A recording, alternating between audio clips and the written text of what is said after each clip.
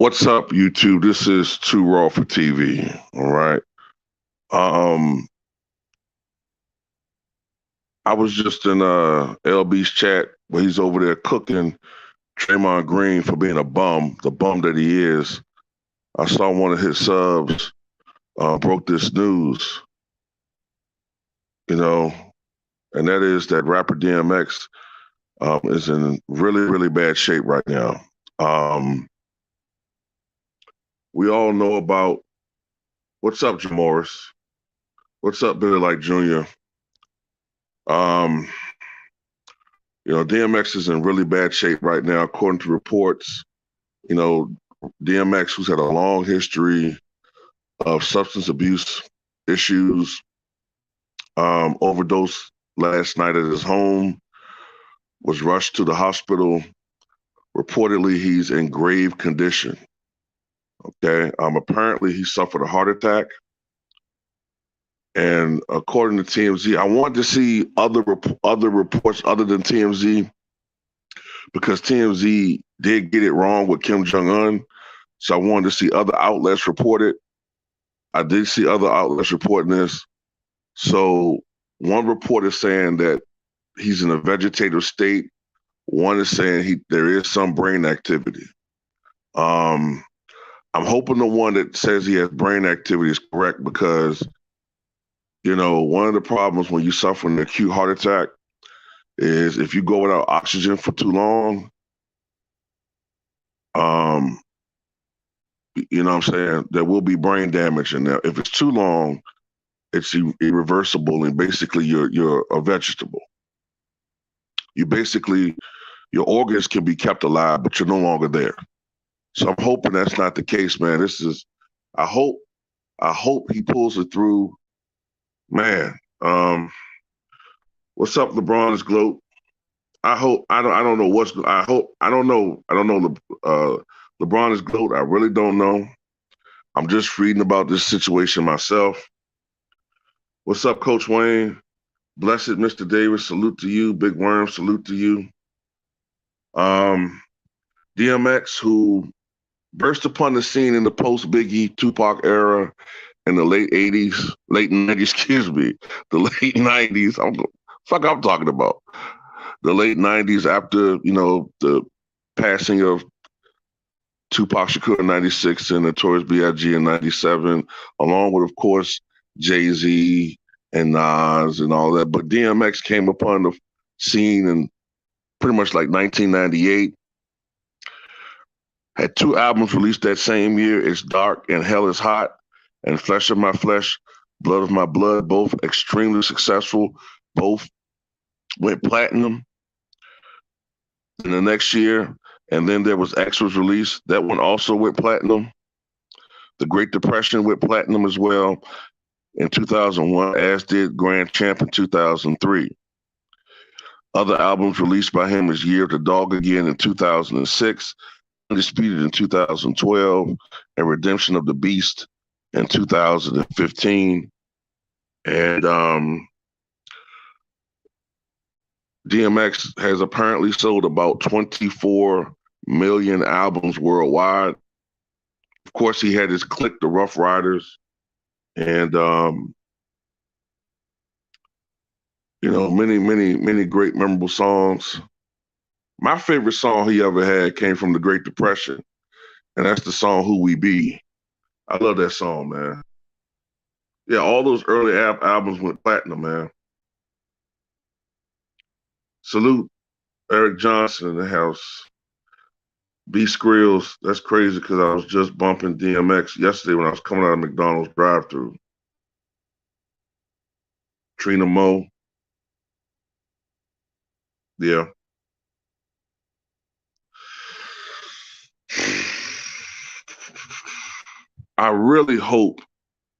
I'm really, really, really praying that the brother comes through with this, man.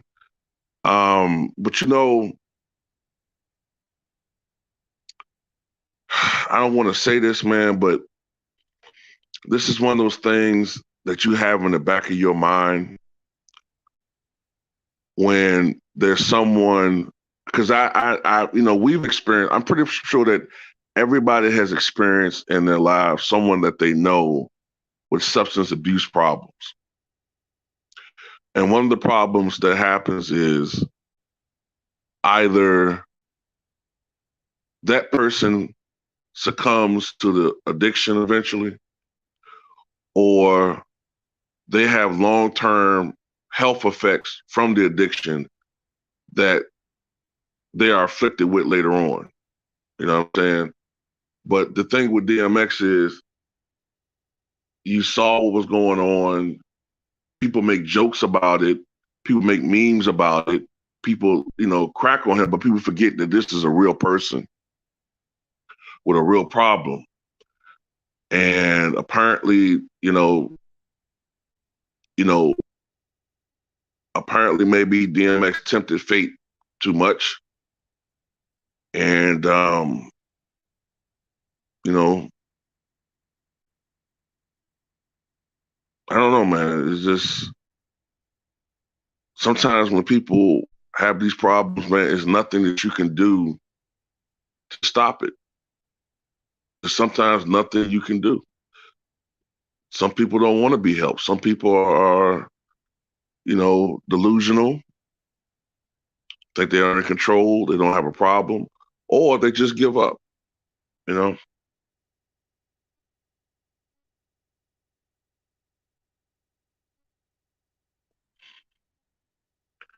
What's up, Michael Smith? What's up, Lou the Ryder?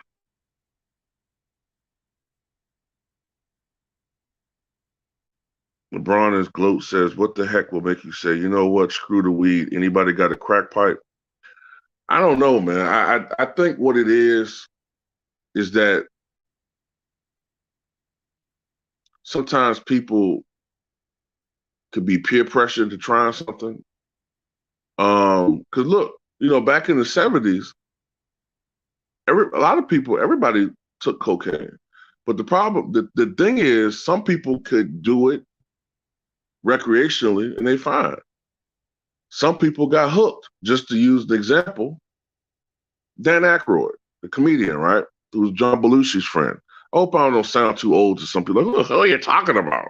The fuck is John Belushi? Fuck is Dan Aykroyd? I'm old as shit, so. But Dan Aykroyd, he could snort cocaine recreationally and not be, it was just something he did. And he could stop, and he stopped. But John Belushi, because he had an addictive gene, things that he liked, he couldn't stop doing it. Something in their brains, addicts, that just gets them hooked on things. And but the same thing can be applied to food. Some people, I'm not excluded from this. Some people they like food, but the thing is, you got to realize when something can harm you, when is something no longer becoming just something fun, and this is something that's actually killing you. And some people just, I don't know, man. Some people just, it gets so bad that they're not even thinking clearly anymore. You know what I'm saying?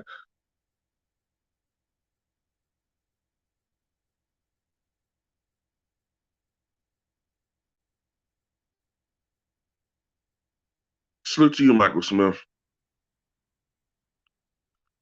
What's up, T Price? Yeah, DMX, man. I hope I didn't know who they were talking about either until I was reading the timeline and I looked it up.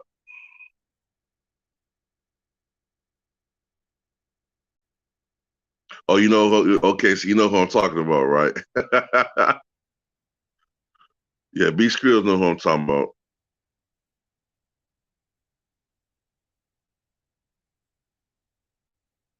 Yeah, J Baby Ears. That's a good description of it too. Like sometimes people lace your shit.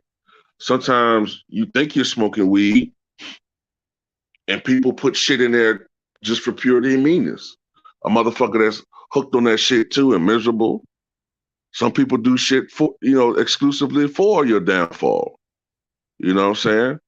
And like I said, some people can try things and have a bad experience and they move on. Then some people, they could try something and like it or they can have a bad experience, but they become somehow chemically addicted to it and they can't stop.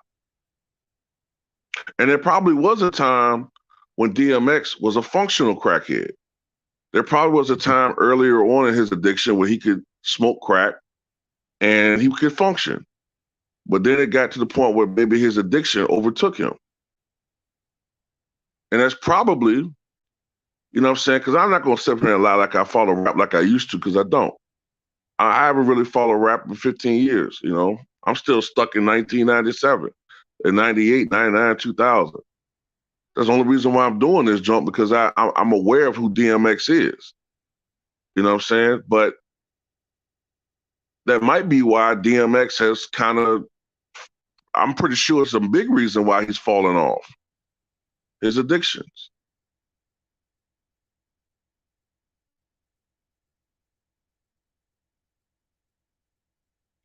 Yeah. B Skrill says even John Belushi and Richard Pryor used to party back in the day and get high. Yeah. Um, John Belushi was really bad, man. John Belushi, I was just looking at a documentary about him last month. I think it was on Amazon Prime. And it got real bad for him at the end, man. Richard Pryor almost died on my right before I died. You know what I'm saying? I mean, right before I was born. Damn, fuck, I'm talking about. No, Richard Pryor almost died of a drug over. No, he almost died of not a drug overdose. He what was it? He almost burnt himself to death. You know what I'm saying? But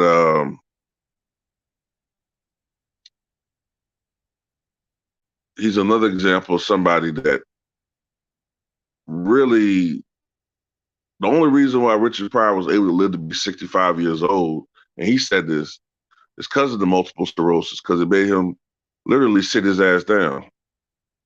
It made him literally sit his ass down, and he couldn't do the things he used to could do. You know what I'm saying?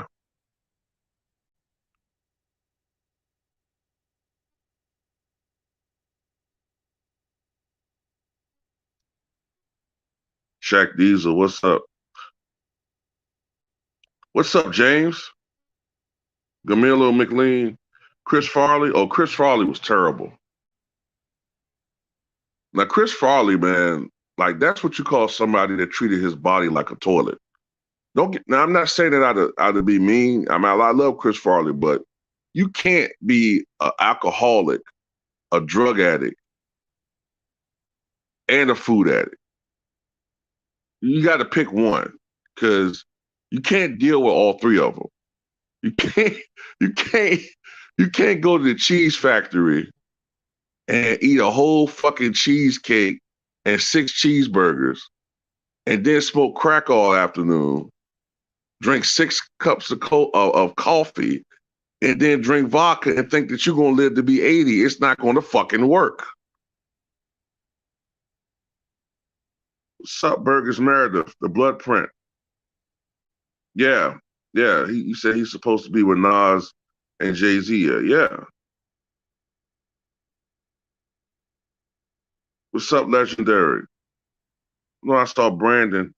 Where I saw you at, Brandon. I know I saw Brandon, the Ethereal. What's up? Yeah, Shaq, these are my line. I'm not lying. That's what the last year of Chris Farley's life, that's what he was doing.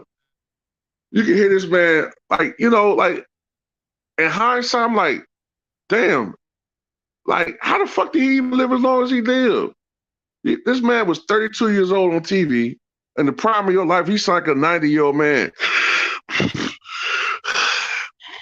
So me and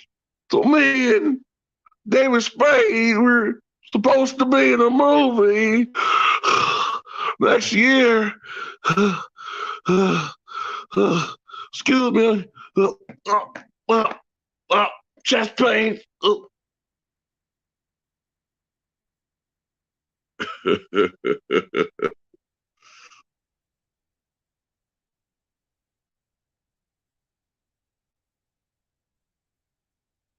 The thing that really makes me concerned is the grave condition line. You know what I'm saying? Serious condition is one thing. Critical condition is another. Grave condition, the last time I heard someone being described as in grave condition was Muhammad Ali. You know what I'm saying?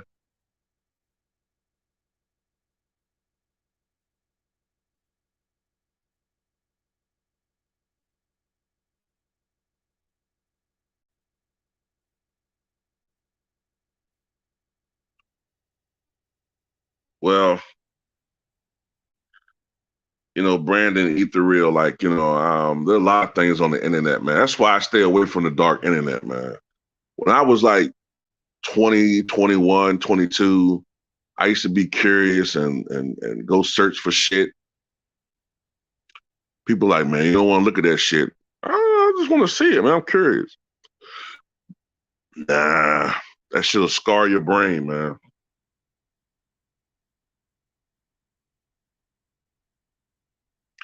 Jimmy fucked the chain of command, McNulty. Yeah, I talked about that earlier. Um, one is saying that he's in a vegetative state. The other one is saying that there's some brain activity. I don't want to speculate because I don't know what's going on. You know what I'm saying? Um, so I don't want to speculate and say something that's not true. I'm just going by what's on the report, what I saw reported, because that's what a responsible journalist is supposed to do. Unlike these people on TV that always speculating and don't know what the fuck going on. All I know is I know when this says grave condition, it's really, really fucking bad. It's really bad. That's like you're basically near death.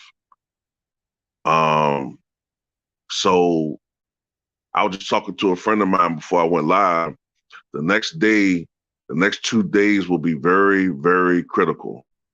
Because remember, when Lamar Odom was hospitalized, he was in he was in critical condition. When you hear the term grave, that's even worse.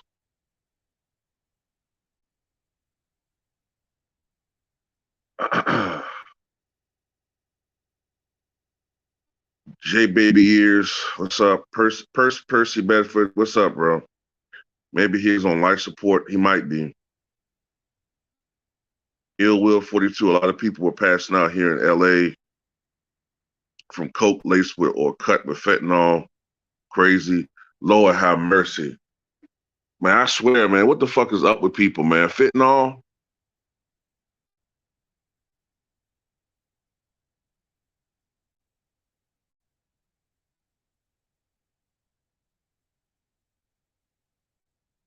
Man, I don't know, man. I'm just hoping he makes it, man.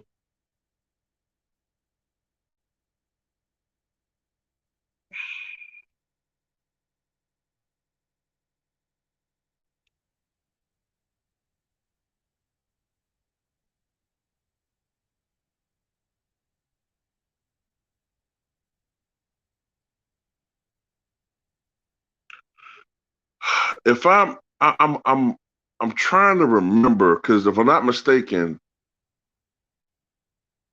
fentanyl isn't that a pain medication for acute pain? Because isn't that what supposedly Prince overdosed on? Fentanyl. I think it's a pain medication because Prince had from years of when Prince was younger, he used to do like a lot of shit on stage, like jumping off of scaffolds and dancing around and shit, doing all this extra shit. But like the last couple of years, Prince would just be standing and chilling and shit and playing his song. He wasn't doing all that extra shit like he was Michael Jackson. So I think I remember reading when he passed away. I think it was April 21st, 2016. I think it was. I remember reading that he had like hip problems, pain in his hip. And Prince was not a guy that believed in taking drugs, but the pain was so bad that I think he did have he was taking fentanyl, but he was becoming like I think they say he was coming like addicted to it. And I thought I remember them saying that if you believe the autopsy of the doctors that he died of a fentanyl overdose. I think that's what it's for.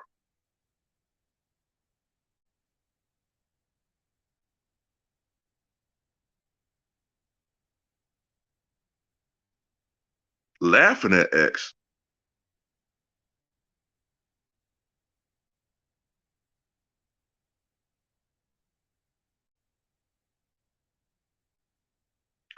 Yeah, yeah, yeah. It's a narcotic, and like would you like to know? Says it's a powerful pain drug and can be highly addictive, and you're supposed to only really take it. I thought under usual circumstances, usually you're supposed to be under a doctor's watch while taking it. Like usually, like that's some shit that you be hot. Like that's some shit they'll give you in the hospital, and you're supposed to be like monitored.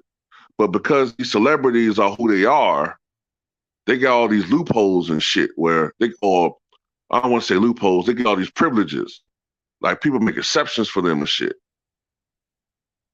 you know. But like I said, I don't know. I know that's what he was saying people was doing on the streets. I don't know what is going on with DMX. You know what I'm saying? Like I don't know exactly what he took or what he overdosed on.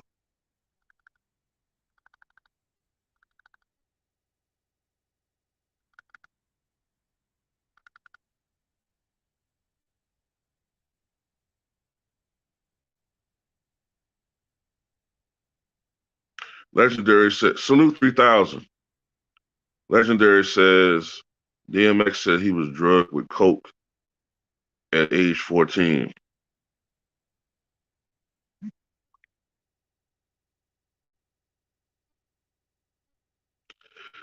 Yeah, y'all hit that like button, man. I don't usually like tell. I don't know. You know, I'm not using the habit of saying it, but please hit the like button because YouTube takes away likes from my channel anyway. You know what I'm saying? The reason why YouTube does that is because likes help determine whose videos get posted in searches and where they're posted and who doesn't get high. You know what I'm saying? So when they take likes away from your videos, if you're an uploader or content creator, your shit not gonna show up. You know what I'm saying? So YouTube does play favorites. They want bigger channels to show up. Back in the day, it was fairer. Back in the day, it was who you search for, who you search for. And back in the day, before the big boys rig shit, my brother Ticket TV, 78 Sports, even some of my videos, we had more views than some of these big boys because our shit is better. We may not have all those fancy graphics and all the money, but our content is better. And they complained about it to YouTube, so YouTube rigged it so that the big boys get all the views. So yeah, hit that like button, man.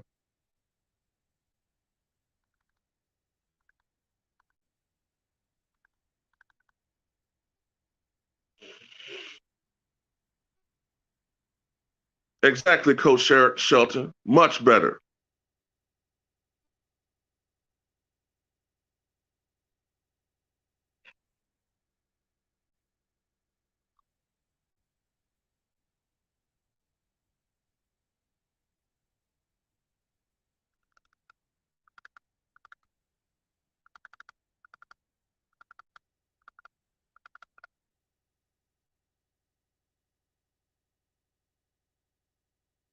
What's up, Nathan Daniel?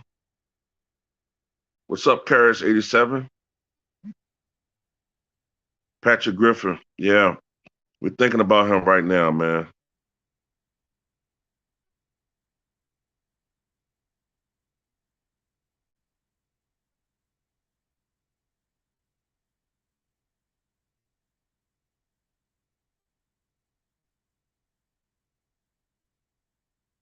Yeah, yeah, Burgers jumping off speakers with high heels on.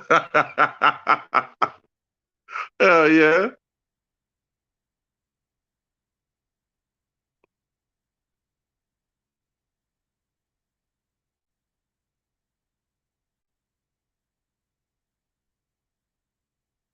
No, I think LeBron is glow. I'm going back looking at comments. LeBron is glow. I think you're thinking about propofol. I think it's called propofol, whatever. That's what Michael Jackson was taking, and that's a powerful drug. Um, that drug can literally stop your heartbeat, and that's what it did to Michael Jackson. It caused him to go into cardiac arrest. And like I said, that drug really should only be taken under appropriate medical care and supervision, not some doctor talking to a thought in the next room while Michael Jackson is coding. You know what I'm saying?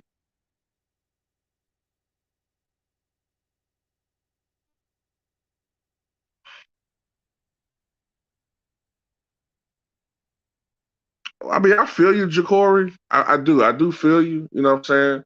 But at the end of the day, they're human beings too. You know what I'm saying? And I've never heard. Someone can correct me if I'm wrong, but I, from what I could tell, DMX seemed like a decent person.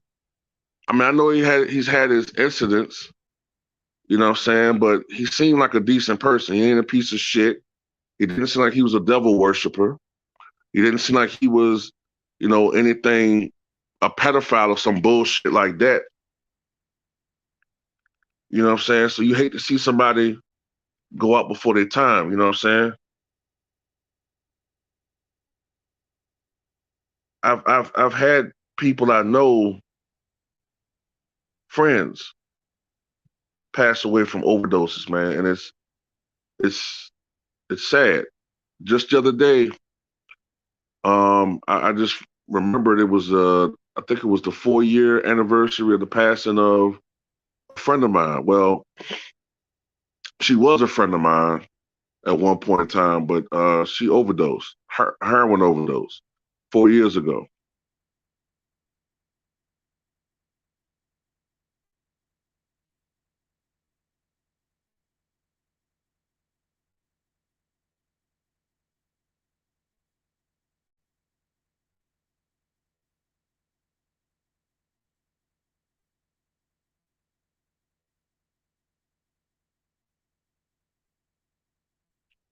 You said extra, yeah, he did look better. He had been looking better lately. You know what I'm saying? I thought that he had conquered it. I did read just now that he overdosed 2 years ago, 2019. But I guess this one was a more severe situation.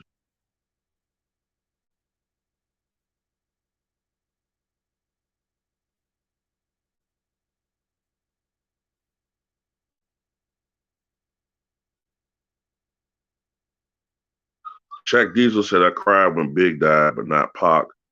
When Kobe passed, but not XXXTentacion."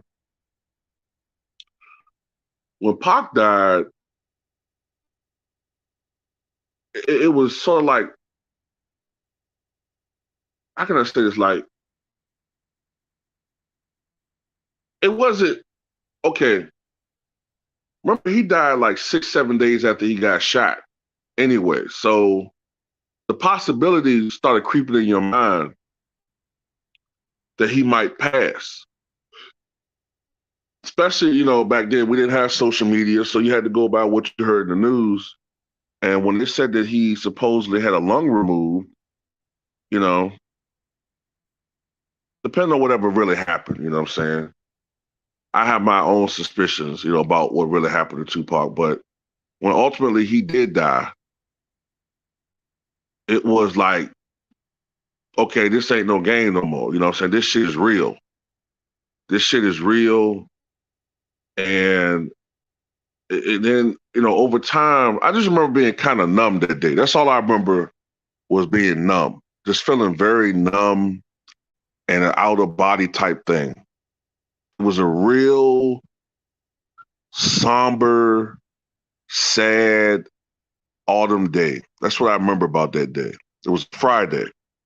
It was a real sad day. That's all I can say about that.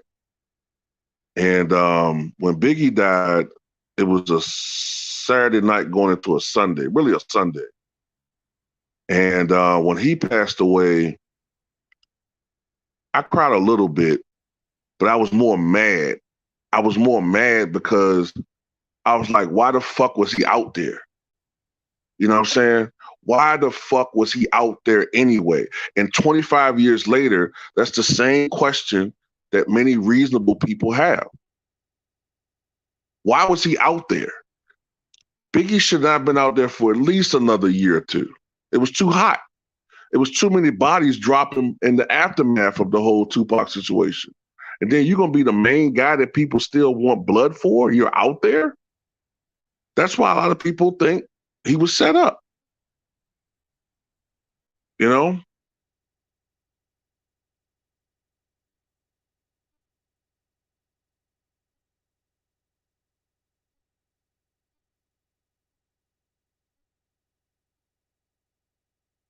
Now, when Kobe died, I did cry. Being older, have experienced death in my family, realizing what death means, you know what I'm saying, more so. That the situations involving his passing, you know what I'm saying, with Biggie and Pac, to a certain degree, you could say, just to a certain degree, you could say, and don't take this the wrong way, that they kind of created atmospheres that led to their deaths. You know what I'm saying? You could make that argument. Kobe was just simply supposed to go to a game to coach, if I'm not mistaken, right?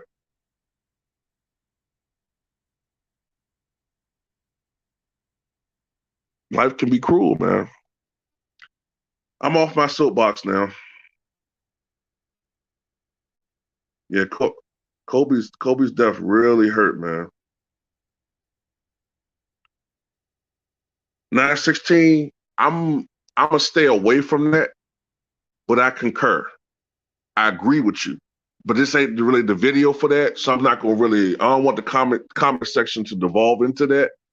But yeah, I agree with your sentiments exactly. I do agree with you, but I don't want the comment section to become about conspiracy theories and shit like that. You know what I'm saying?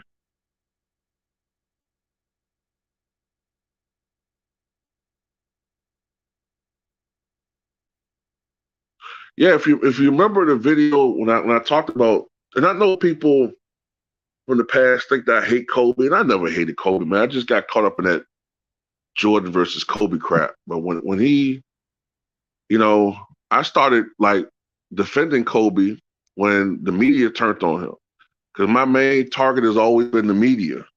And when the media turned on him, when he called those guys idiots, and all of a sudden, Kobe went from being a GOAT candidate to not even being top 10. But, that's a whole other argument. But that's when I started defending Kobe. But yeah, when Kobe passed, man, I couldn't believe it. You know what I'm saying? And I saw someone bring up Bernie Mac. Bernie Mac's death was really sad too.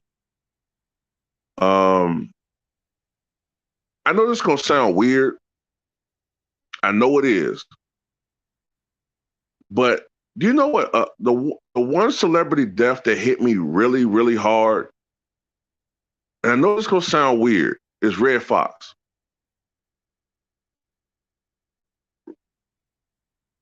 Red Fox, for some reason, man, when he passed, it just struck me as really sad because this is a dude that was on top of the TV world back when he was doing Sanford and Son. And by all accounts, Red Fox was a really, really nice person that put a lot of people on, put a lot of his friends on. Whether you're talking about LaWanda Page, whether you're talking about um, uh, um, um, Stymie from the Little Rascals, the dude that played his friend on there, Slappy White. He put a lot of people on. He helped put on Pat Morita, who later played Mr. Miyagi. Pat Morita was a comedian. Red Fox helped to put him on and introduce him to the industry and give him gigs. And Pat Morita's career took off, right? So what really got me was when Red Fox got down financially and the IRS owed him all this money to the IRS, nobody really helped him. The one person that stepped up, I think, was Eddie Murphy. I think to an extent, Bill Cosby. And Eddie Murphy created Harlem Nights specifically to help Red Fox out financially. And, you know, Richard Pryor and all those dudes did that movie just to help that man out, man, financially. And they created that show, Royal Family. Eddie Murphy created that show to give Red a vehicle for success. And that show was going to be a success. And then he dies. I just thought that was so tragic, man. You know what I'm saying? But I don't know. Yeah.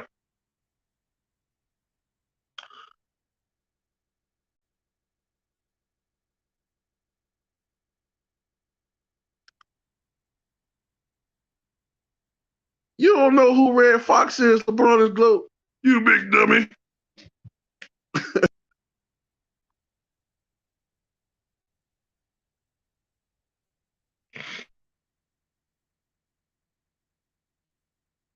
Yeah, supposedly Michael Jackson, he just couldn't sleep.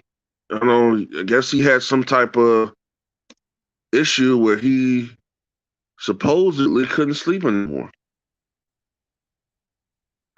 Insomnia, supposedly severe insomnia. I don't know. Um, he just couldn't sleep.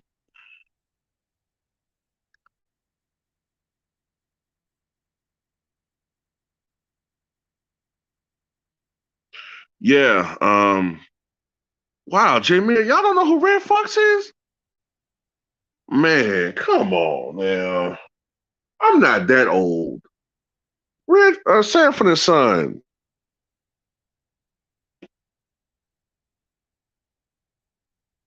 Yeah, I know they're young, man, but come on. Look. This why I can't use that as an excuse. I can't use the young as an excuse. When I was 9, 10 years old, remember, Red Fox is almost 70. I know who Red Fox was. I knew who Sammy Davis Jr. was. I know who Paul Robeson was. Like, it's not y'all, it's us. That's why I say society does a terrible job in letting young people know about their elders and their history. I knew who, you know, eventually as I got older, 11, 12, 13, I knew who Marcus Garvey was. I knew who all these people were. Even then, Stokely Carmichael, later on, Kwame Torre. I'm not saying everybody should know all those guys, but y'all should know who Red Fox is, man.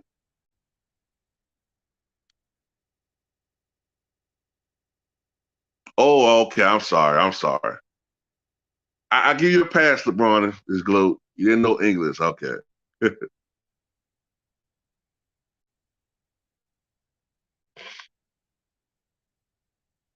I'm not knocking you, Jamie. I get it. You know what I'm saying? Just like, I don't know a lot of younger rappers. Y'all let me know some of the younger rappers out there because I don't follow it.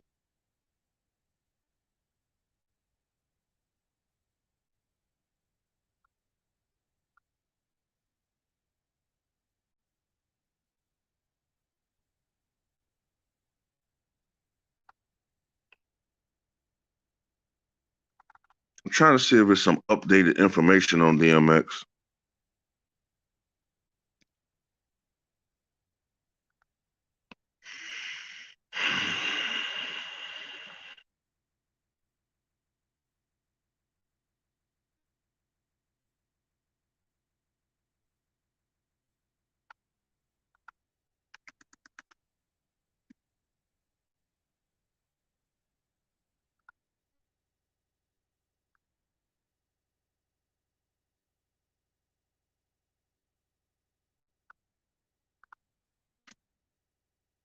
I don't see anything new.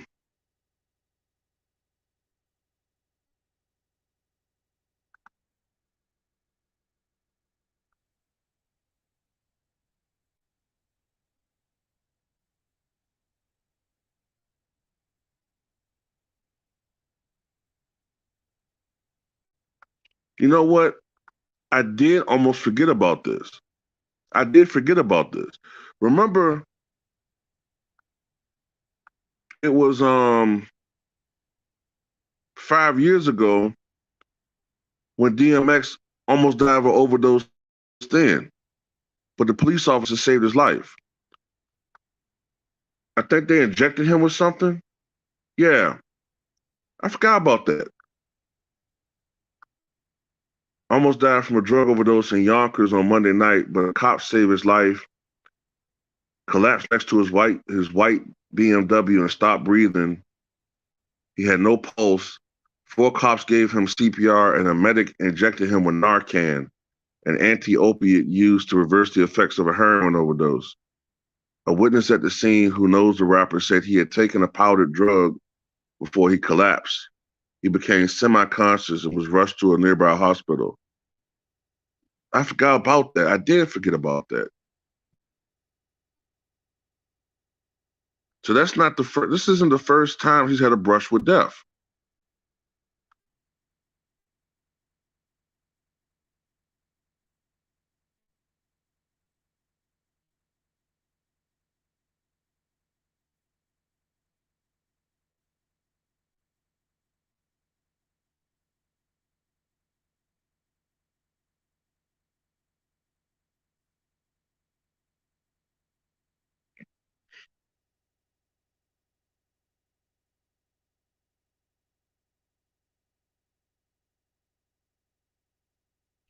Nah, Eddie Murphy wasn't on Sanford.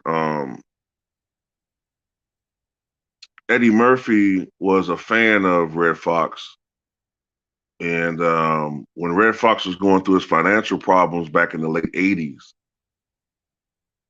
Eddie Murphy almost specifically wrote that movie Harlem Nights just to help Red out financially, like for him to be in a movie so he can get paid. And he saw the interaction and chemistry on screen between this actress named Della Reese that was in the movie and Red Fox, and that would led to him to write the script for the show Royal Family, which premiered during the 91-92 season, and it was a hit. I think Red was in the first 3 episodes of the show, and then while rehearsing on the set, he died. He suffered a heart attack, and there's an interview with Entertainment Tonight, I think it is. It's the last interview he gave. You might can find it on YouTube if you look, and you could tell that he's under distress. Just before he had the heart attack, he seems agitated, right? And it's just a lot of things going on with him, man. It's a lot of stuff that I don't want to go into, but I think that I think stress played a role in him having that heart attack. And because his character always faked the heart attack on the show, there was a delay in getting him help because they thought he was joking around. So they saw that he literally was dying. And they rushed him to a hospital, but he died later on that evening of a heart attack. And, that's what I was just saying. Like, it was sad. You know what I'm saying?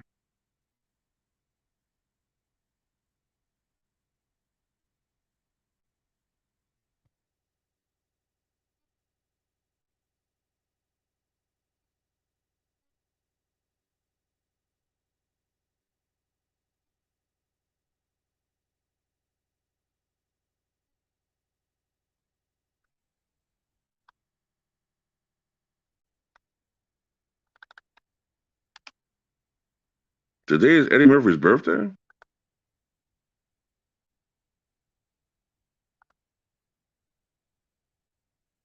Damn sure is. Eddie Murphy is 60 years old.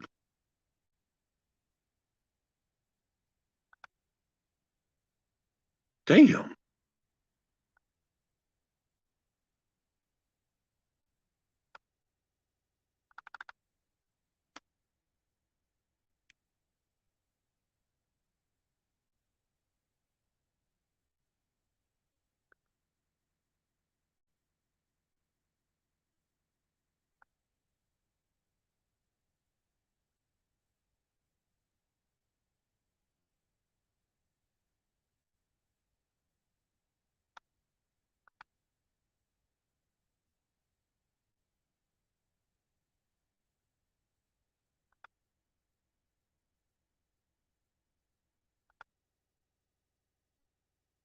I'm sorry I'm quiet. I'm just trying to find some more information, man, but I'm not seeing anything like, any updates.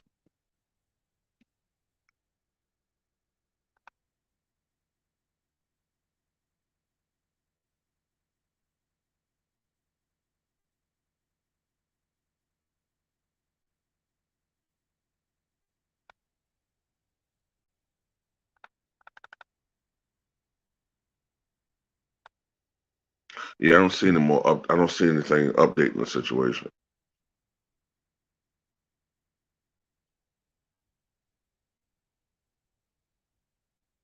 What are you saying? Would you like to know? You said yep, this June will be 6 years post transplant. I'm still quite active and was playing ball before I've had to have part of one of my lungs removed due to a fungal infection.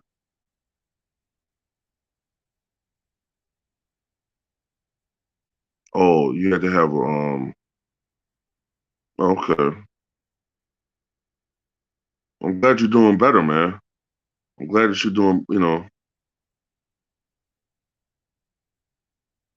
yeah, Jacob Jennings, you know what I'm saying?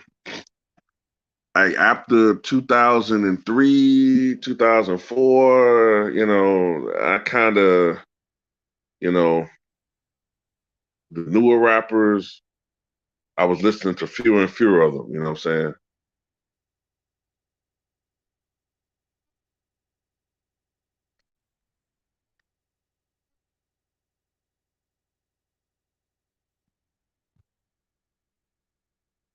You said what year was Sanford show on? I'm going back. I missed some comments.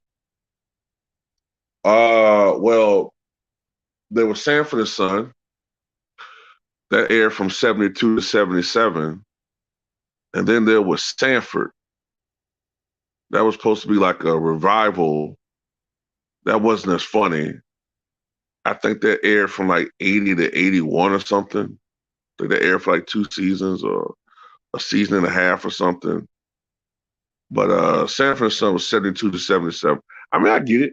You know, that show technically before my time. I wasn't even born yet when that show came on, but you know, that's just one of them shows that I just assume everybody knows they watch that. It's like a classic. Like the Jeffersons in Good Times.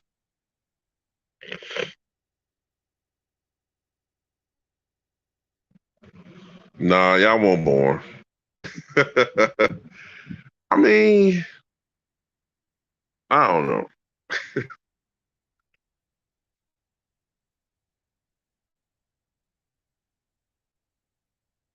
Yeah, y'all hit that like button. Oh, 227. Times are changing every day.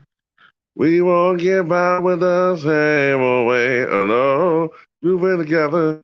I don't know. Forgot the words, but I know how it goes. Da, da, da, da, da. Oh, we can try because there's no place like home. Well, back then, every sitcom had like a jingle, a theme song and shit.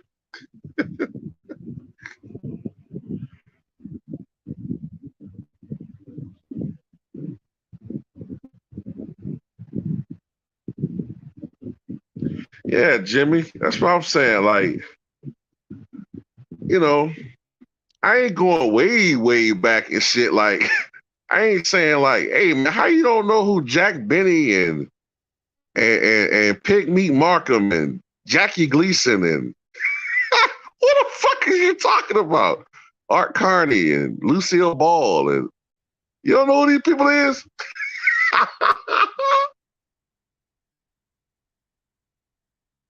How you don't know who Jerry Colonna is? You ain't never heard of him?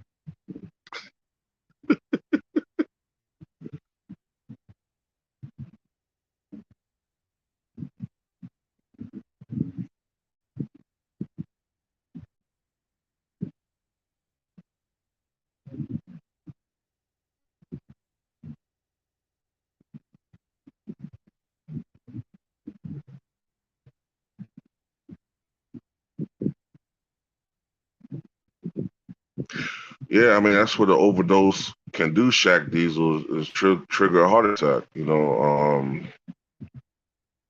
I think with Chris Farley,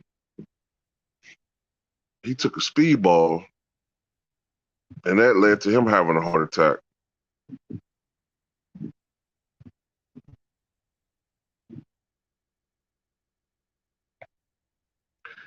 That gotta be a fucked up feeling, Humphrey Bogart. Humphrey Bogart. It's looking at you, kid. That gotta be a fucked up thing to undergo a speedball overdose, because the heroin suppresses your breathing, but the cocaine is having your heart beat 1,000 times a minute. That gotta be a fucked up feeling to be basically suffocating, but your heart beating out your. Oh God, that gotta suck, man.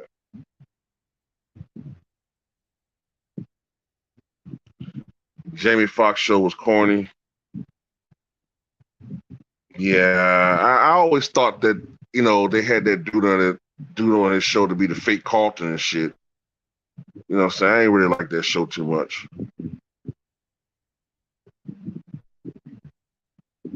The Dick Van Dyke Show.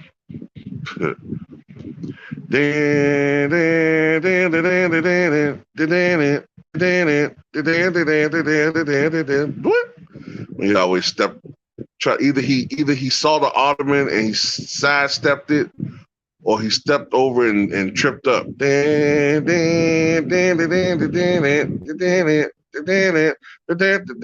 Oh shit!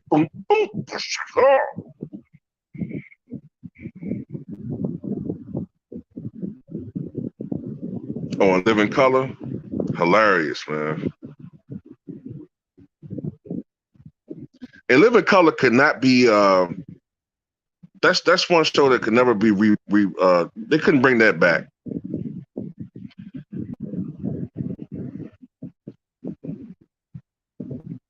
And Living Color could never come back on TV, man. It just wouldn't be. It wouldn't be the same. It's not going to be as edgy. You know what I'm saying? It's just like they will never be able to bring Handyman back. Obviously, Mid-On Films, that's a wrap, because you're going to upset the alphabet community. Shit, maybe even the Head Detective, because the people, people that are like, amputees or suffer from, oh, you're making fun of us. Well, that's what comedy does, make fun of everybody. Shout out to Jimmy. Fuck the chain of command. McNulty for the $10 donation to the channel, said, got to go down, peace. Thank you for showing love, Jimmy. Fuck the motherfucking chain of command, McNulty.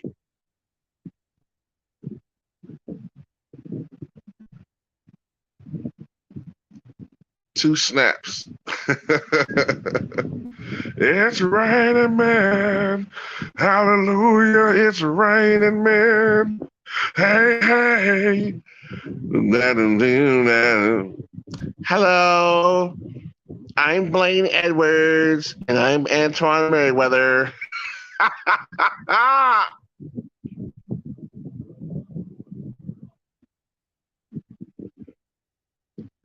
Whenever there was a woman's film, you already knew what they were going to do. Look at each other and go, hated it.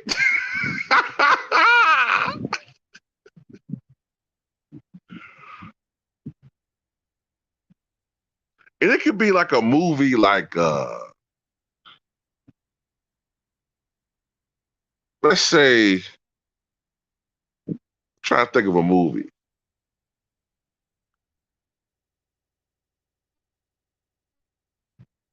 Let's say it's a movie like shit, what's a good movie? Um 48 hours. Let's say you're doing a review of 48 hours, right? And normally people would say, it's a buddy cop film, it's a film about a convict who temporarily is released to ID and help a police officer, blah blah blah blah. They'll be like, "This is a story about two strong men." It's just a story. I think it's a story about interracial love because you can just sense the sexual tension between. Like, what the fuck are you talking about?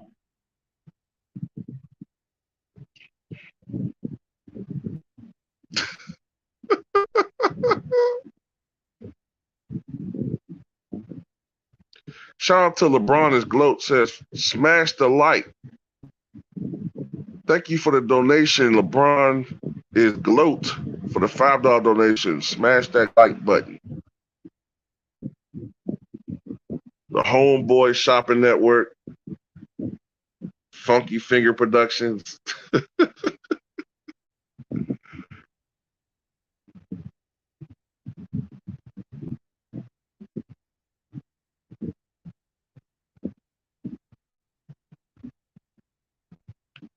No, I don't. What was the song he had with Stephanie Mills?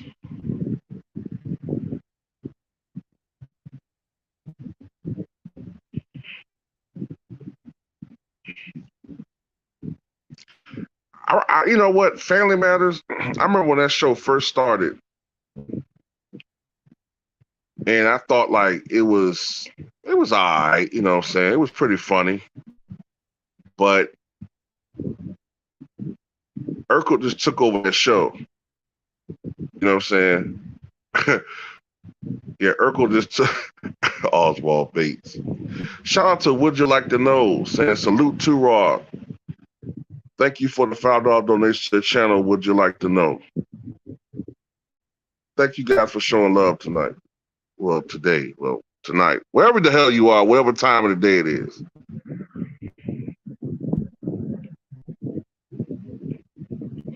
Man, Anton Jackson, it's just disgusting, man. That motherfucker walk around with a bottle with what I assume is a shit turd in it, and pee. As you can see, this is my laboratory. It's disgusting ass. Hold a second. I'm looking. I'm just preparing tonight's dinner. Digging up his nose and shit. Fucking nasty as shit, man.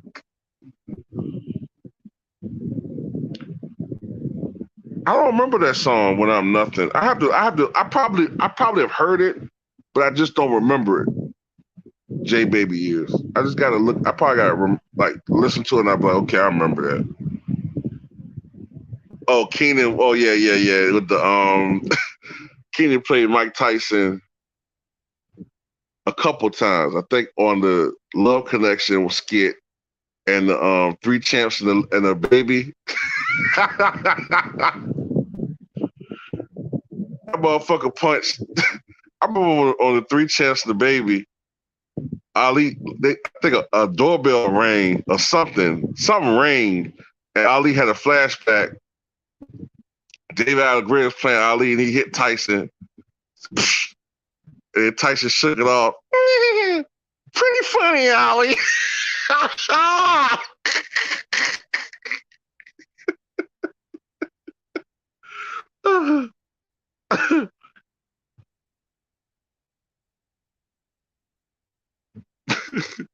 Shout out to Jacob Jennings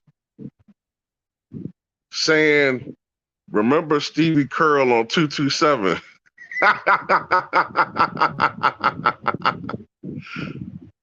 Shout out to the $20 donation from Jacob Jennings.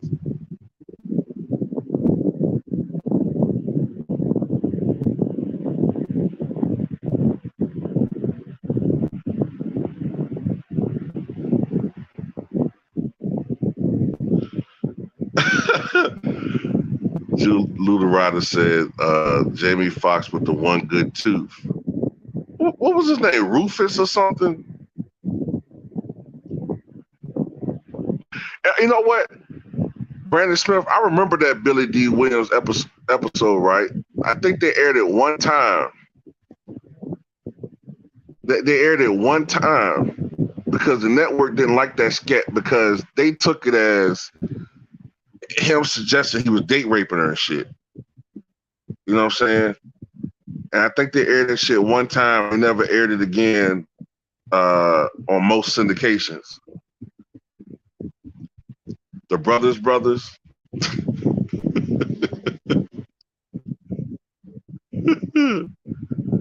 Hi, Tom. Hey, Tom. Yeah, motherfuckers are funny as shit, man.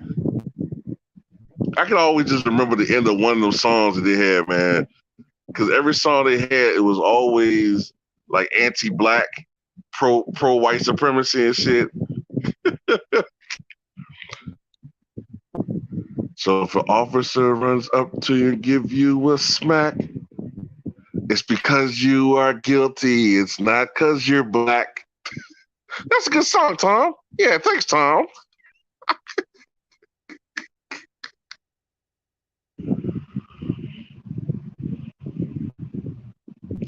Yeah, he was giving them the Colt 45, whatever this shit was, and it was making them drunk and pass out.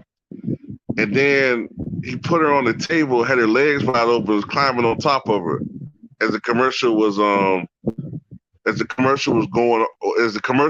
off, I think what happened was the network told them not to air that sketch. It didn't clear the censors. But they basically either it aired by mistake or Keenan said fuck it and just aired it anyway. But that's one of the reasons why I think eventually the Wayans brothers left the show, because they were having so much shit with Fox. Because they wanted to go further with the shit, like HBO type shit.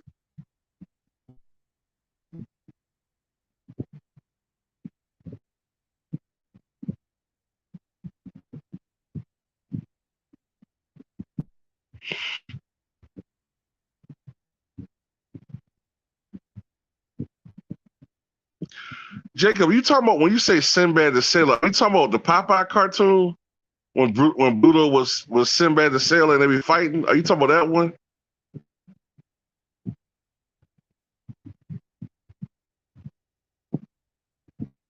Yeah, right. He says because you are guilty, it's not because you're black. If you talking about the are you talking about the Popeye? I got to clarify what you're talking about, Jacob. You said, I'm curious, how do you feel about them taking off Pepe Le Pew? It's stupid as shit. It's stupid because, number one, they had already tamed down Pepe Le Pew in recent years anyway. And the only reason why the cat didn't want to fuck with Pepe because he stink. He smelled bad. But if you remember a couple episodes when he got drenched in perfume or whatever the fuck it was, or cologne, she turned the tables and was trying to rape his ass. I just thought Pepe as like, you know, I mean, I'll put it to you like this. If anything, if one group of people are going to be offended by it, should be French people, because it played into the stereotype that all Frenchmen were these senseless romantics and shit. You know what I'm saying? But I always looked at it as Pepe just was searching for love. You know what I'm saying? He just was searching for love and shit, man. But he never did anything to me that, I mean, I don't know, man. It's a cartoon, bro. You know what I'm saying? Like, and like I said, over time they tamed him down anyway. And my problem is this: if you have a problem with Pepe Le Pew, like I said in my video, then why the fuck you don't have a problem with Quagmire? He's infinitely worse. Why you don't have a problem with Herbert the Pervert? He's a pedophile that they play up for jokes on Family Guy. If you're gonna go out to Pepe Le Pew, then keep the same energy for everything. But what it is a lot of people enjoy these cartoons because they watch them today, but they just look at Pepe Le Pew as some symbol. You know what I'm saying? They don't really watch those old cartoons.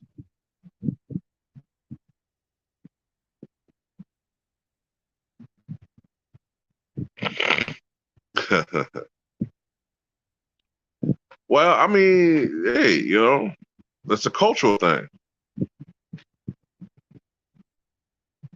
There's some truth. I'm feel like this, you know what I'm saying? People don't like to hear this, but there is some truth in stereotypes.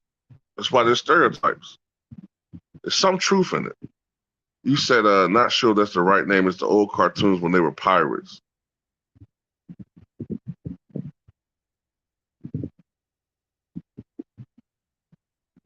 Okay. I mean, I know, like, I know that fucking Bluto and Popeye used to fight like a motherfucker back in the old cartoons. I used to trip off the old Popeye cartoons, right? When he be fighting, like, he eat his spinach and shit, and he'll be fighting like 59 niggas, well, 59 people, right? And it's obviously like the same motherfucker that's getting punched out and shit. It's 80 people, but it's 3 different fucking people and shit. Like the other one's just duplicates and shit. They all look the same and shit.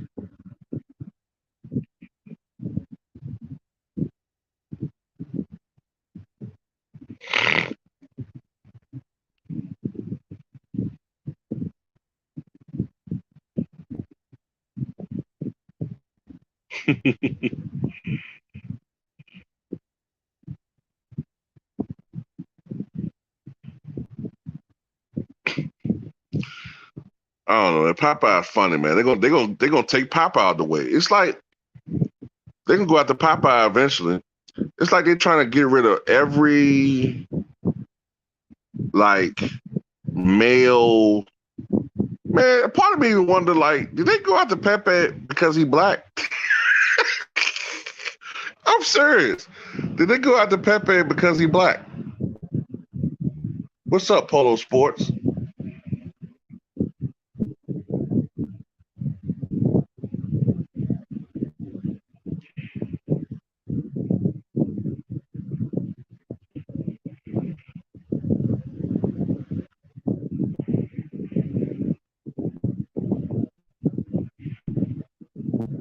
Hell yeah. One punch knocked him way across town. You ever seen the one where I think it was the one where Popeye went to Mexico. It's an old one, like from the 30s. And he punched Bluto across the earth. Bluto literally went into orbit and went around the earth and then came back. And I think Popeye punched him down again or some shit. Some shit.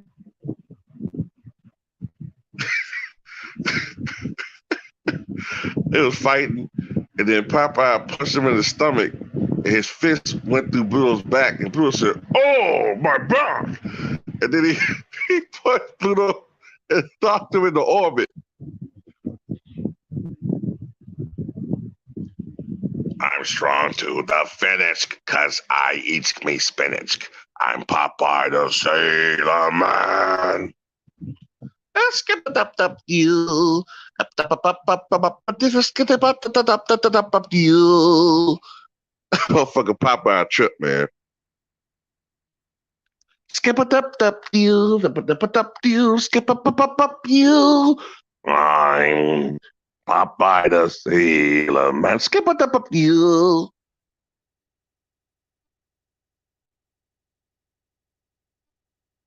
You had a crush on that skinny bitch? I mean, I'm sorry, there's nothing wrong with skinny women. I like skinny women too, but olive oil? Oh shit. Who's saying that, Dre, too? Where did you hear that at?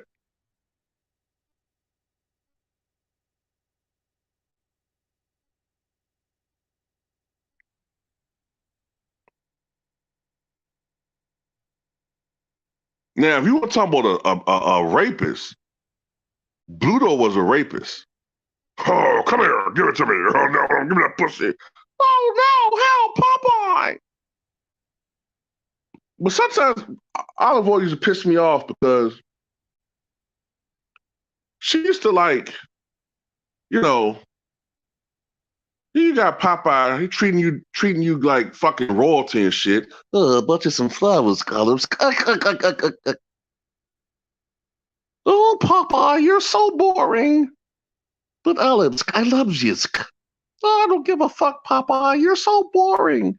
Pluto, however, he's so big and strong and handsome. Yeah. Get out of here, Pipsqueak. Yeah.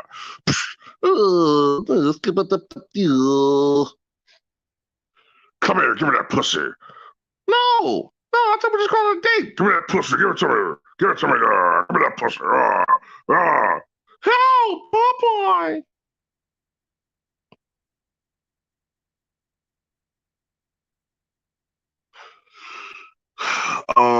Now on a serious note though, let me see. Jay Baby said, yeah, too. I heard that. Yeah, I saw that, but I saw something that said that there was some brain activity. That's why I was looking to see if there was some updated information on him, but I'm not seeing it yet.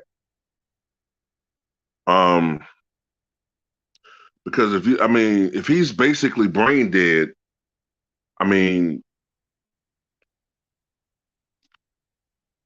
I'm not gonna divulge because it's the internet. I'm not gonna go too specific with this story, and people out there will use shit against you because there's some cruel motherfuckers in this world.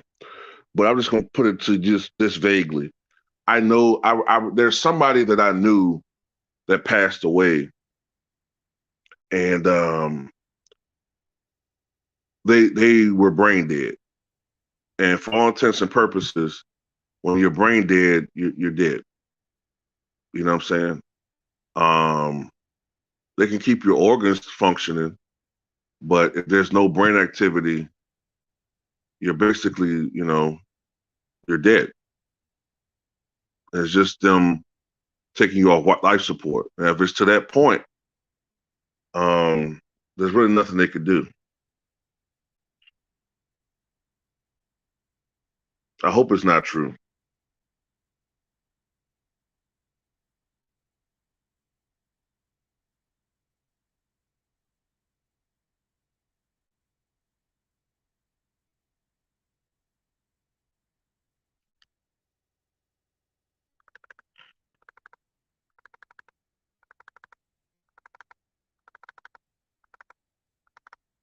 I don't like guessing, man, but I'm just gonna put this out here. If there is some truth to him not having any brain activity, I think they sometimes wait because there have been cases where people appeared to be brain dead and then they saw like they could see evidence of brain activity and the person is still alive. Basically, I mean that person is still there and the person ultimately recovers.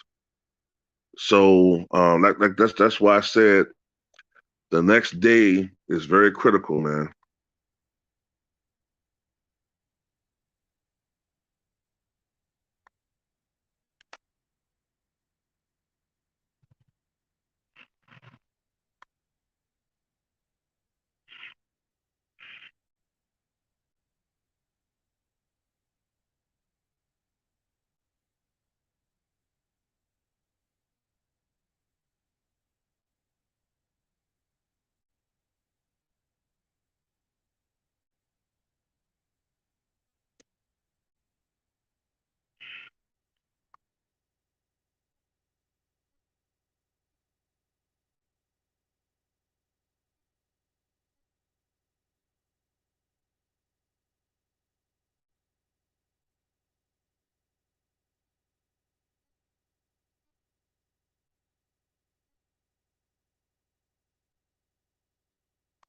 I'm just checking some stuff right quick.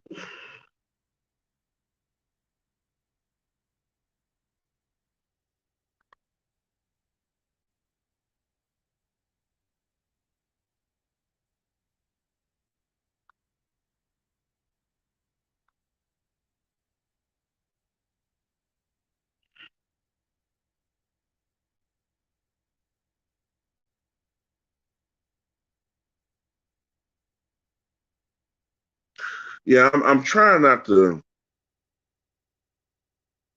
because of the whole Kobe thing last year, and because they did botch that story with Kim Jong Un or whatever his name is. I don't want to really rely on TMZ, although they usually are accurate. But I just don't want to just go off of what they're saying.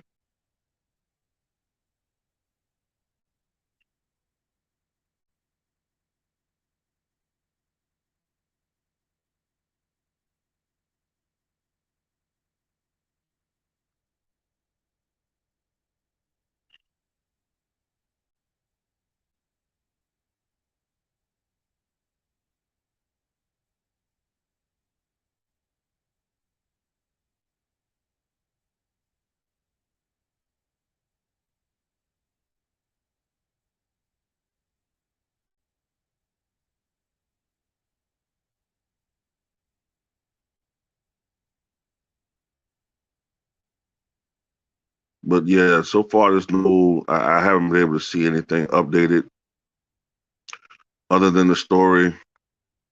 I reported one more time that DMX reportedly hospitalized after drug overdose. DMX was hospitalized Friday night after experiencing a heart attack that was triggered by an apparent drug overdose. After overdosing at his home around 11 p.m., DMX was rushed to a hospital in White Plains, New York. He is currently in a critical care unit. A source close to the family tells TMZ, I hate to use them, but tells TMZ that the 50-year-old rapper has some brain activity. Another source says he's in a vegetative state and doctors have cautioned he may not make it. DMX has battled substance abuse for years, last checking into a rehab facility in October 2019, less than 9 months after he was released from prison on tax evasion charges.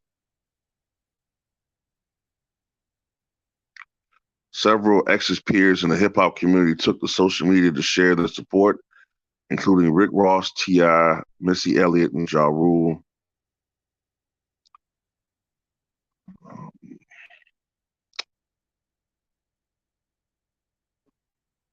This is a developing story. Stay tuned for more information as this story develops.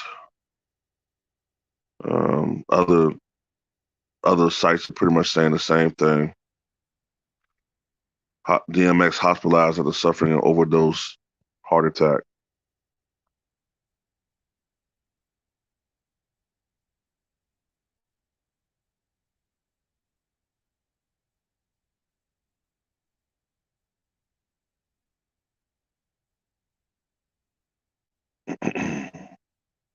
It is not known what he overdosed on.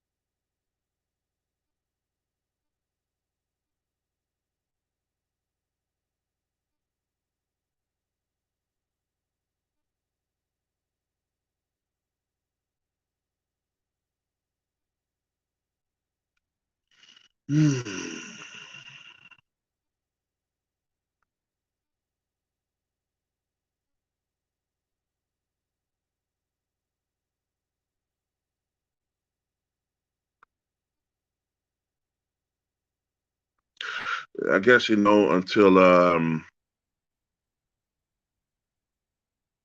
I guess until his family gives an update, we just we won't know, any more updates other than what has been reported.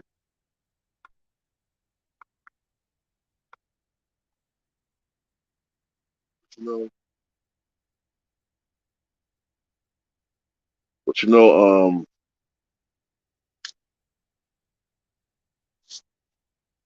this is like you almost think about it. I mean, if it wasn't for the fact that he was spotted collapsing near his vehicle in public, we almost could have lost him 5 years ago.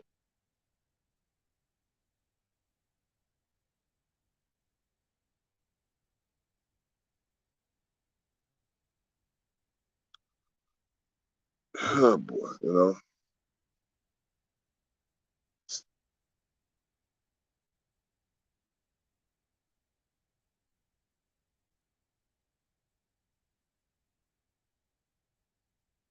Can you guys still hear me? Let me know if you guys can still hear me.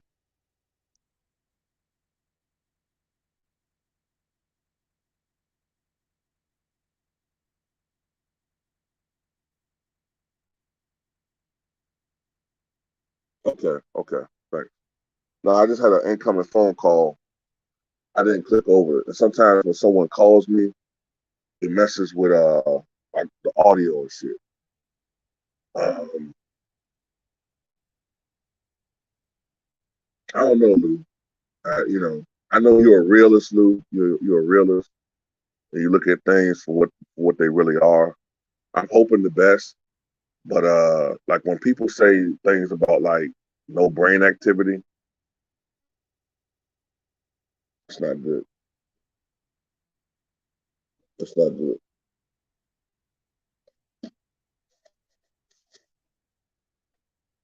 Because like I said, the little thing I do know about when your brain goes without oxygen for like 5, 10 minutes, um, even if you like recover, you're not the same person. Like you'll be brain damaged.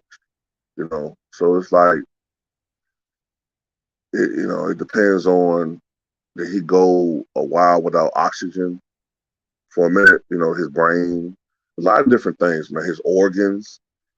If he wasn't getting any oxygen, it could damage his organs. All that shit, man.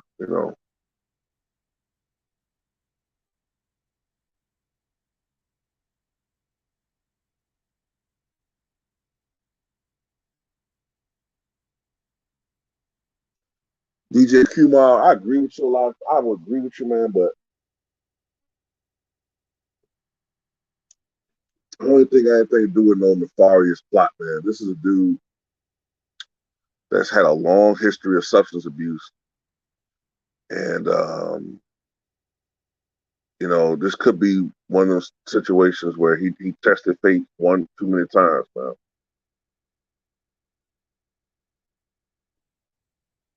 You know, Rick James should be alive still today, man. He should still be alive.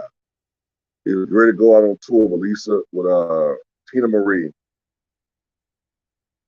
and he got, I think, high one final time, what he thought was going to be one final time before he go on the road, and it killed him. I mean, I don't know about him being silenced or anything, man. I think that he fucking OD, man.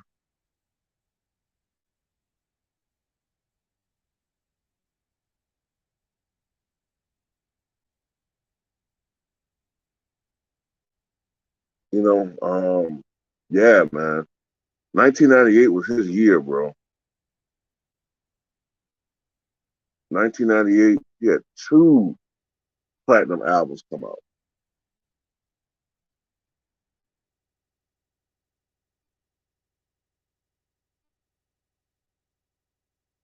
Yep, 1990. I say 1998, 2003.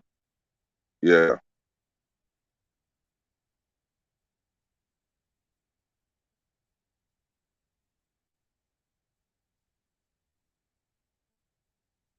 What's up, Dave Gotti? That's right.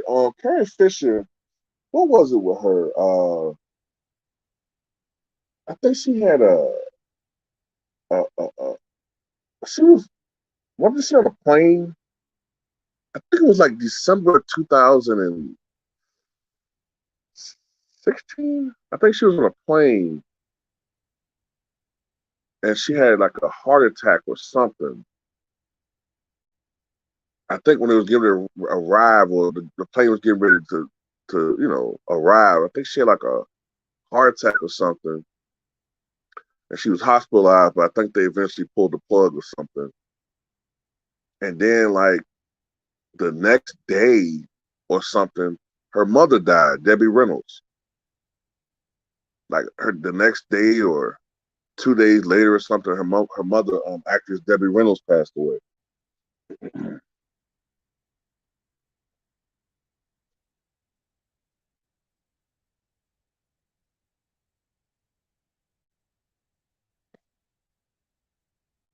boom, boom, boom, open it all.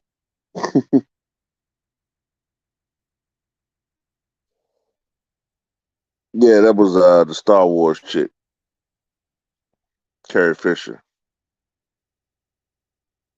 I remember when she was in the Blues Brothers too.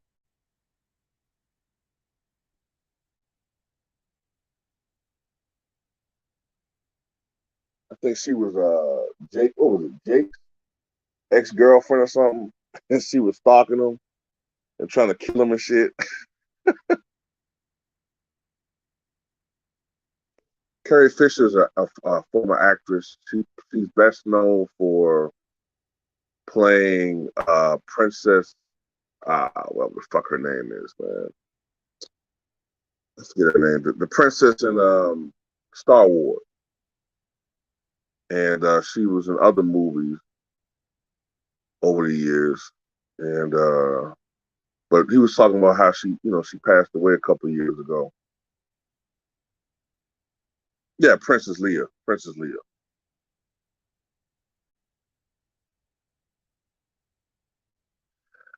You know what?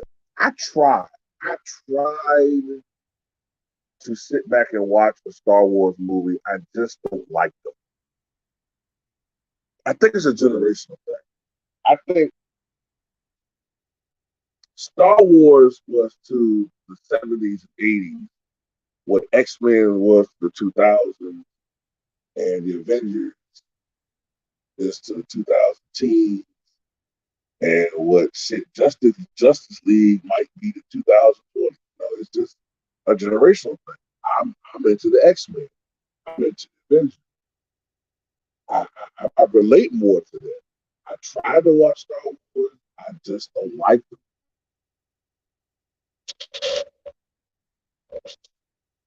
Just like they're Trekkies. There was a time when, a lot of people were really into Star Trek. That's the crazy thing, right? I don't like Star Trek. I try to sit back and watch them. I find them boring. But I used to like Star Trek: The Next Generation with Patrick Stewart and when he was Jean Luc Picard. I like Star Trek: Next Generation, but I just hated Star Trek.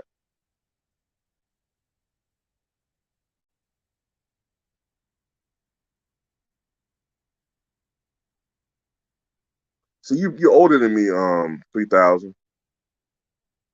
I think that's why I think it's a generational thing. You know, um, I respect the hell out of that show though. I respect that it set the standard for that type of you know future battle space time. You know what I'm trying to say, like it helped to set the standard for that type of show. But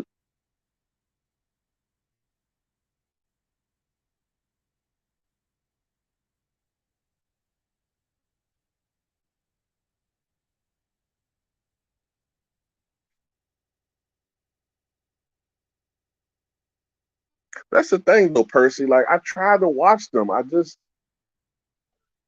I don't know. I just maybe I need to sit back and watch them again. You know what I'm saying? There's been some years. I just don't like them.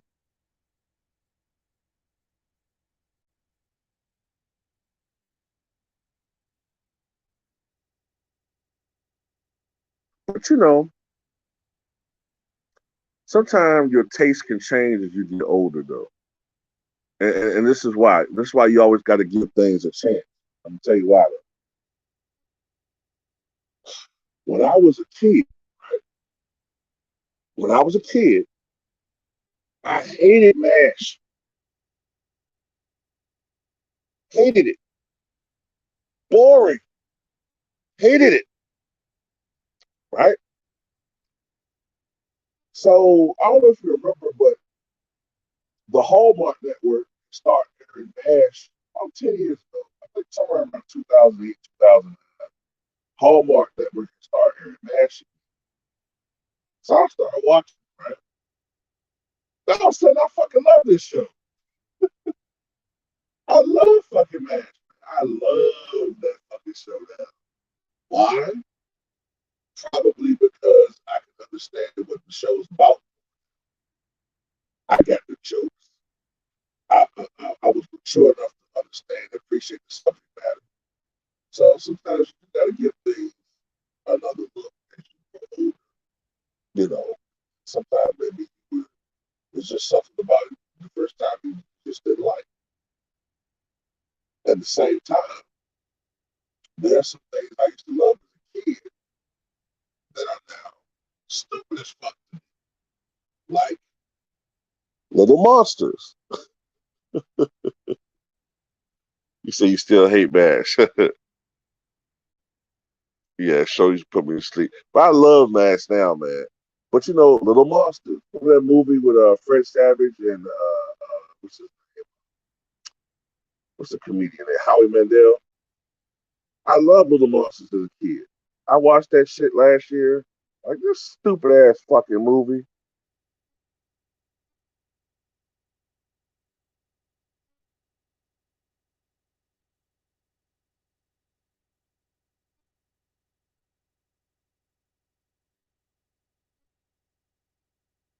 Wally the robot.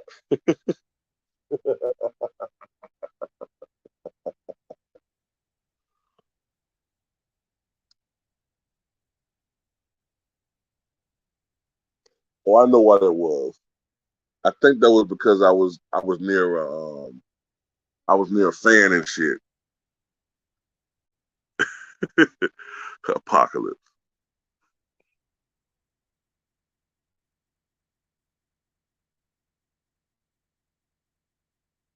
So LeBron, you like LeBron is gloat. So you like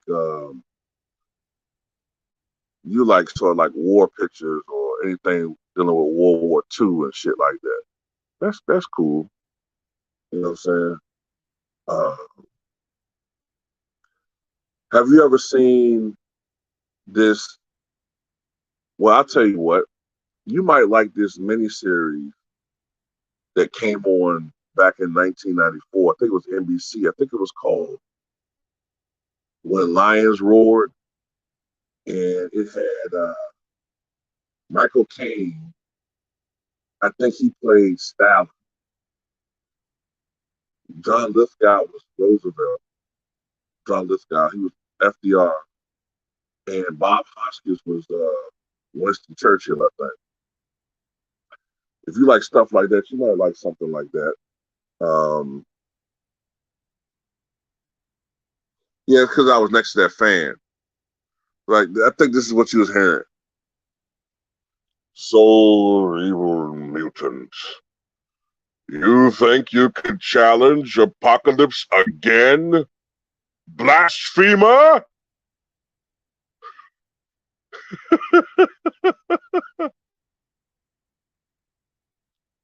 Beware of what you ask for it may come to pass.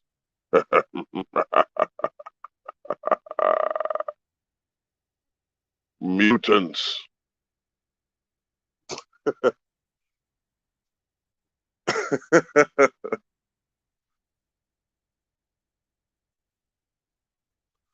the movie I'm talking about is called When Lions Roar from 1990. It's actually a miniseries. It's called When Lions Roared from 1994. This year it came out. I think it aired in like May of 1994, NBC, and that was a pretty good, series. Because I'm into that type of movies too, type of genre, like World War II films, stuff like that. Uh, Hitler is a piece of shit, as we all know, but he's an interesting character. Well, actually, a lot of people do play him as a character, but he's an interesting character in movies. You know what I'm saying? Have you ever seen this other miniseries? Was it NBC2? I think it was called The Rise of Hitler, and it came out in 2003. I think it was 2003 ish.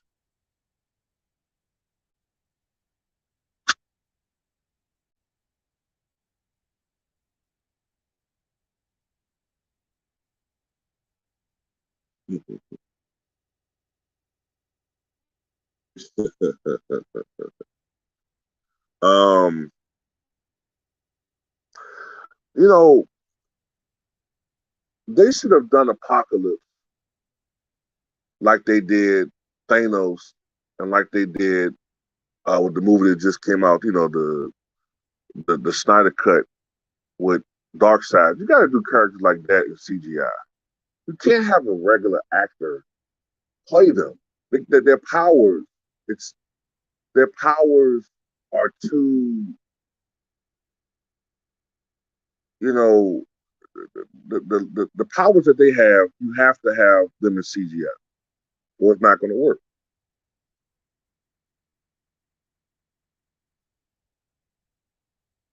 You can't have Apocalypse walking around looking like fucking the height of Sugar Ray Leonard. Come on, man. You can't have Apocalypse walking around looking like like Manny Pacquiao can whoop his ass.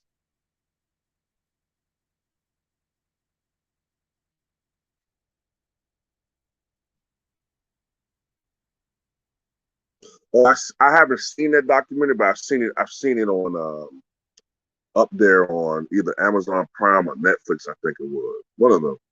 Hitler's Circle of Evil.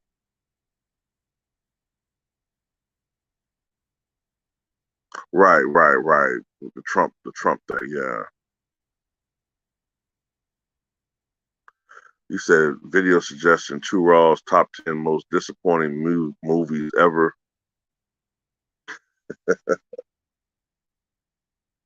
I know off the top of my head, one of them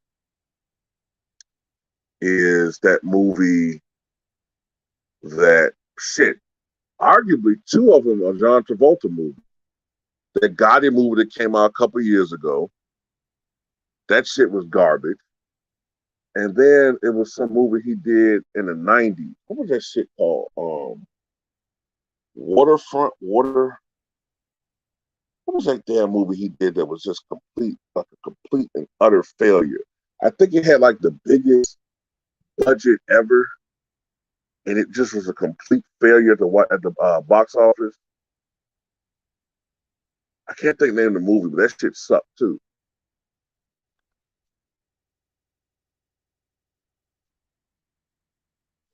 I hate the way that he said L.K. Ross said the end of the Apocalypse movie was trash. I just hate the way he went out like a bitch like that. He just, oh, get the fuck out of here.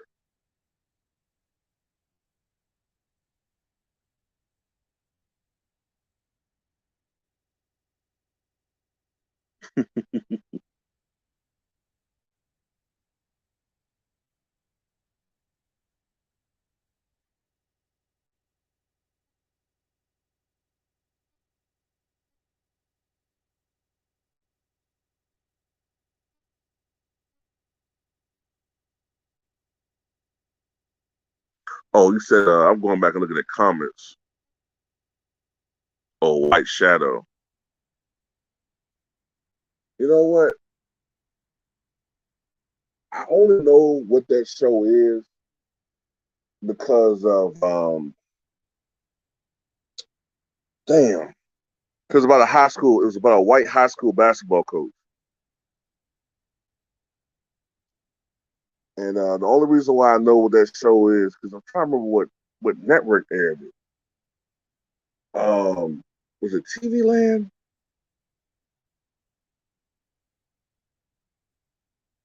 I remember that show. I can't remember where I remember watching it, but it was all right. The White Shadow. What's happening? Great show. What's happening now? Not so great. You said that I like Dukes of Hazard. At one point I did when I was a little kid. I used to like it. Um, I still watch it. But my favorite characters on the show, not too much, but my favorite character was what's it called it? Um, oh boy, Boss Hog.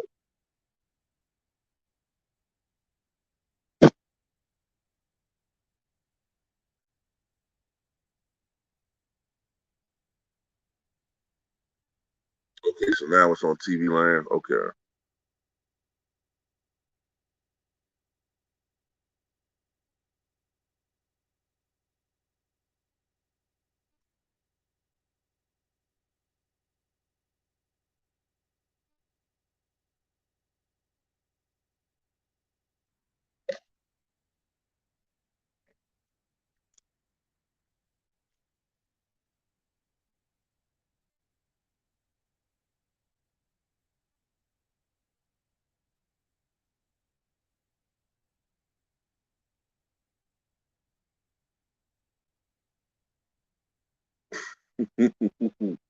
The Confederate flag and all that shit. Yeah, that's why I was like, some of those shows as you get older and if you're black, kind of like you look at this shit differently.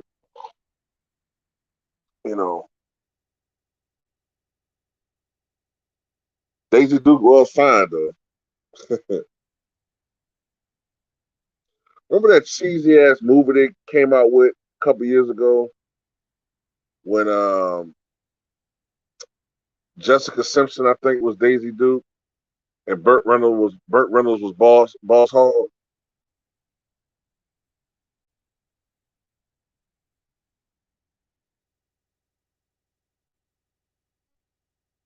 My shits were my shits were the Smokey and the Bandit movie, especially the first two. The third one was kind of trash, but especially the first one was obvious. The second one was okay. The third one was kind of trash, but the Smokey and the Bandit movie was fire, man.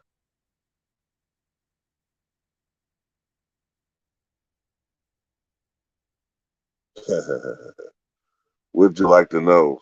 We definitely did. What's more interesting is Hitler died in 1945. At 45, was born in 1946, like he was reincarnated. You know what's funny? I suggested that shit in a video one time too. He's a reincarnation and shit.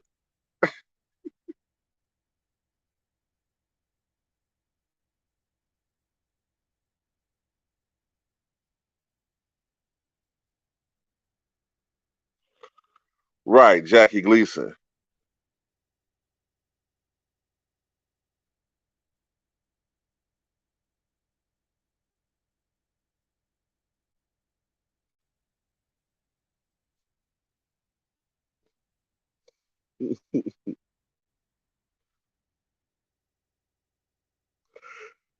Ain't no way in hell that you come from my loins.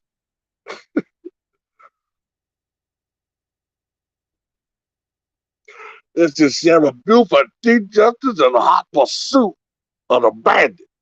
The fact that you're a sheriff is not germane to this situation. The Germans ain't got shit to do with it.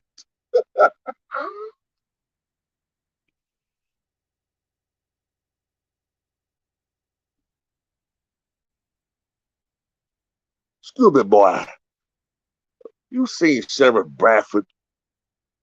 I am Sherrod Bradford. Or, or for some reason, it sounded a little taller on the radio.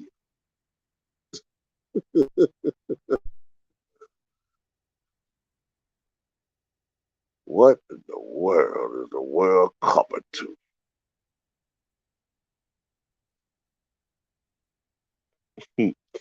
Yeah, Jackie Gleason made that movie, man.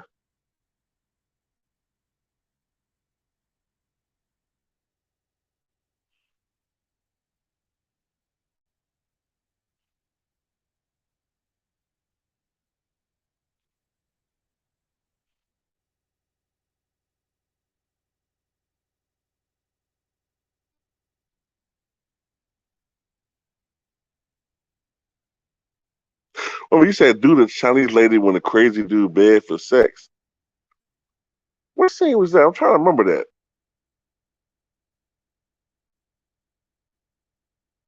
Chinese lady when the crazy dude bed for sex.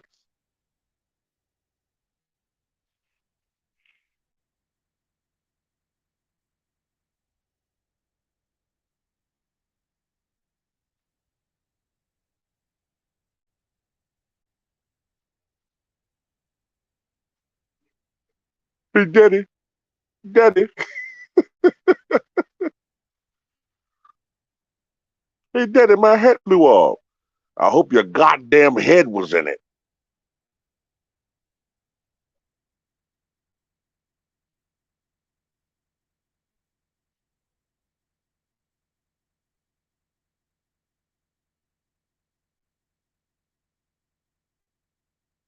But all jokes aside, though, I do think that Bernie Mac got his some of a bitch a little bit from Jackie Gleason's sheriff character.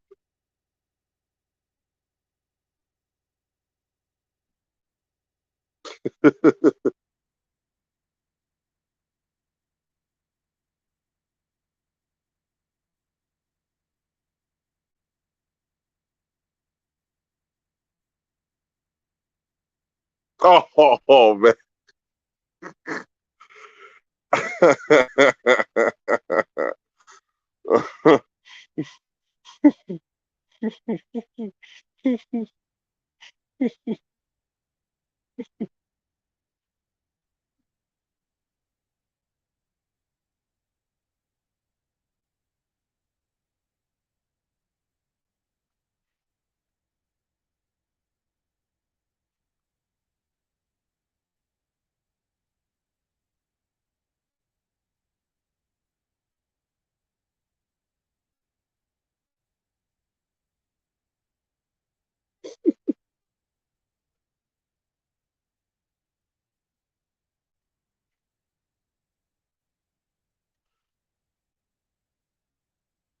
Peace out, J baby ears.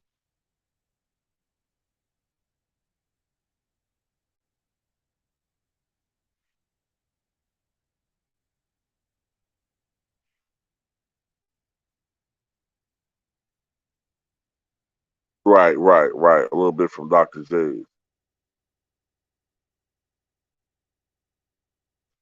I'm still trying to find some information on DMX, man.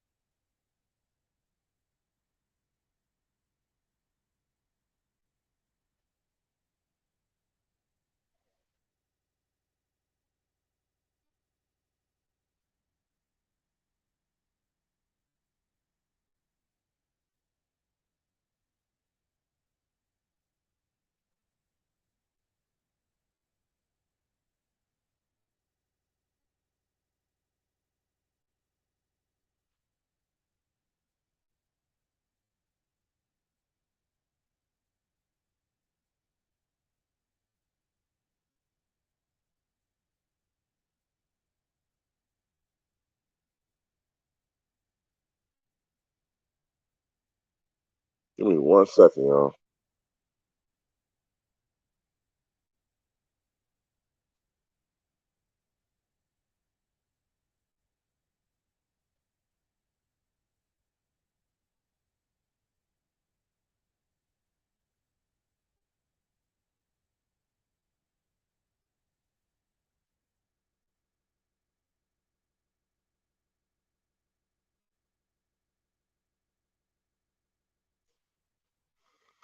Yeah, I'm not really seeing anything updated on his condition.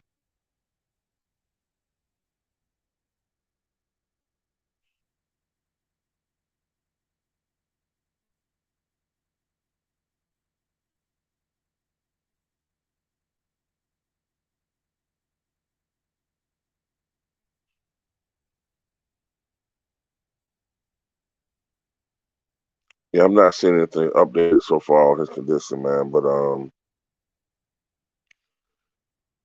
know we look, I know we're joking around a little bit, but nah, I'm not seeing anything updated on him.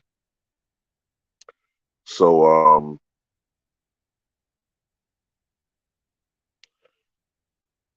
can't get out of my store.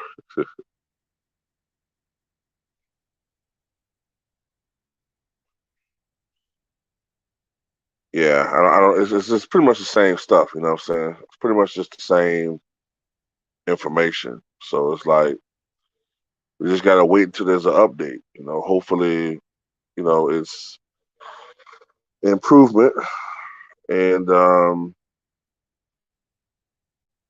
it's almost kind of reminding me a little bit of the situation with Lamar Odom, where it was really bad at one point.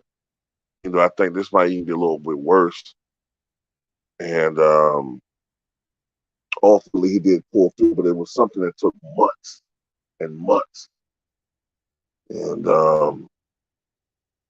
hopefully he'll pull through, man. We have to just see, you know.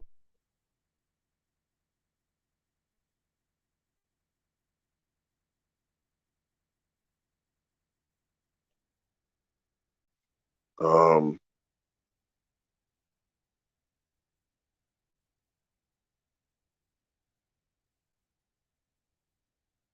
Hopefully, if he does pull through, this will be the wake up check that he needs.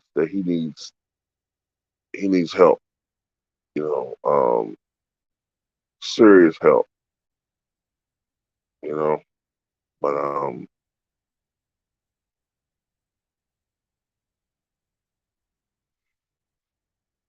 don't know, guys. I think I'm gonna shut it down for right now, man, because there's really no updates. I just wanted to bring that news to you guys, and I enjoyed chopping it up with you. I enjoyed everybody that showed love today. Thanks for all the people that donated to the channel, and I'll see you guys in a little bit, man. So I'll probably make a couple of videos today. Um, I don't know. Maybe I might even go live again. I don't know, but I know I'm definitely gonna make a couple more videos today. And I hope all you guys have a good Saturday, man. Okay, peace out. Yeah, I'm gonna go ahead and drop out, Jacob. I'm gonna go ahead and drop out, man. So, I'm gonna go ahead and drop out. I got a couple things I gotta do, and I'll make a couple more videos today, man. But thank you guys for showing the love. All right, peace out.